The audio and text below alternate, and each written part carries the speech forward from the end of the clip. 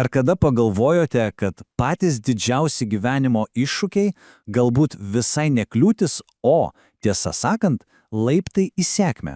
Šiandien mes pasinersime į šią gilą mintį, remdamiesi Pandit Šriram Šarma Ačarjadži išmintimi iš žurnalo Akandžioti ir pabandysime suprasti, kaip sunkumai gali tapti mūsų didžiausia jėga.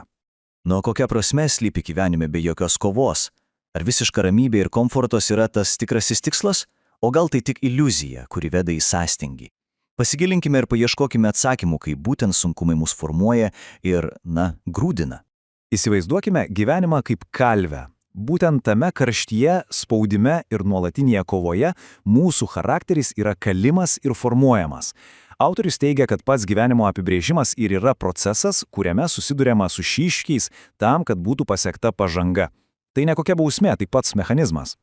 Lygiai kaip auksas yra išgryninamas ugnyje, atsikratant visų priemaišų, taip ir žmogaus tikrasis potencialas atsiskleidžia tik per sunkumus. Būtent per šį nuolatinį, susidūrimą su kliūtimis išryškėja mūsų patikimumas, atsparumas ir vidinė stiprybė. Kitaip ji tiesiog liktų paslėpta.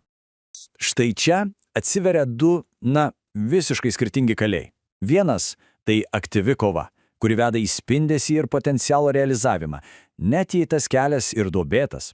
O kitas – sėslus, pasyvus gyvenimas. Nors jis ir atrodo saugus, bet laikui bėgant tiesiog praranda savo žavesį ir jėgą. Tai amžinas pasirinkimas tarp augimo ir stagnacijos.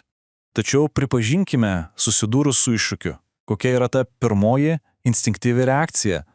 Labai dažnai tai yra baimė. Tai toks giliai įsišaknynės instinktas – bėgti, apsisaugoti nuo nežinomybės, kuris, jeigu jo nevaldysime, gali turėti labai rimtų pasekmių mūsų kelyje.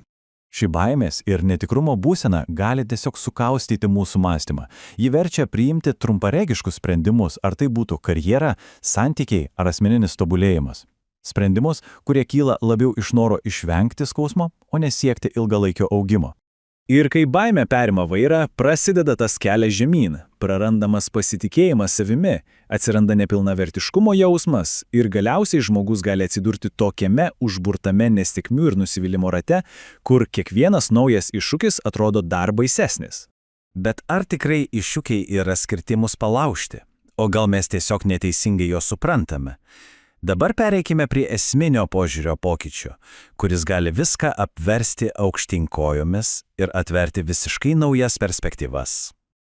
Pagalvokime apie tai šitaip. O kas, jei kiekvienas iššūkis yra ne bausmė, o specialiai mums atsiųsta dovana? Ne kliūtis, o galimybė tapti stipresniais, išmintingesniais ir atverti duris į tas galimybės, kurių anksčiau net nematėme. Iššūkiai veikia tarsi veidrodis. Jie be gailesčio atspindi mūsų vidinius trūkumus, mūsų silpnybės. Tačiau jų tikslas nekritikuoti ar pažeminti. Jų tikslas aiškiai parodyti, kur mums reikia augti, kad galėtume judėti pirmin tobulumo keliu. Štai čia visa teorija virsta praktika. Pirma, pakeisti požiūrį ir priimti iššūkį kaip geradarį, ne priešą. Antra, sąmoningai pasipriešinti baimei. Trečia, įsigilinti ir suprasti, kokią pamoką jis mums neša. Ir galiausiai, svarbiausia, pasinaudoti tomis įžvalgomis ir sukurti konkretų veiksmų planą.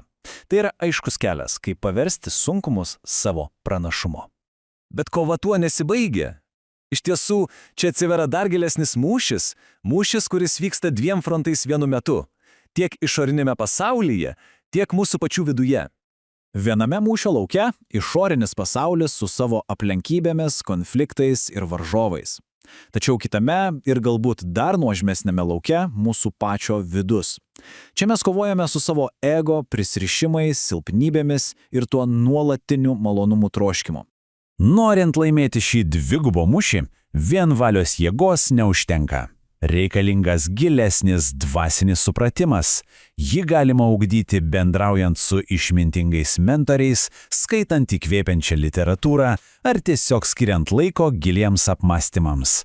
Tai yra įrankiai, kurie padeda sustiprinti vidinį kompasą.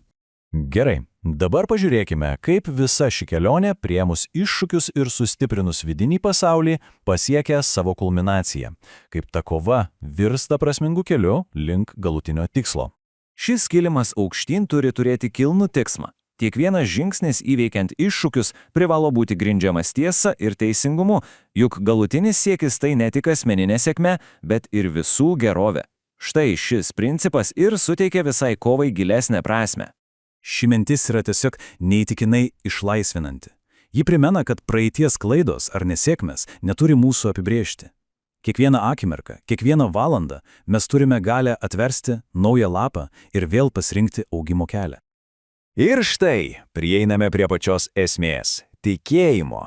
Tikėjimas savo vidinę jėgą ir aukštesnę galią paverčia kiekvieną kliūtį ne sieną, o laipteliu. Kiekvienas iššūkis tampa galimybę priartėti prie to galutinio, visą gyvenimą apimančio tikslo. Taigi, visa ši savęs pažinimo kelionė atveda mus prie vieno esminio suvokimo. Gyvenimas yra nuolatinė kaita, tai neišvengiama. Tačiau augimas yra sąmoningas pasirinkimas.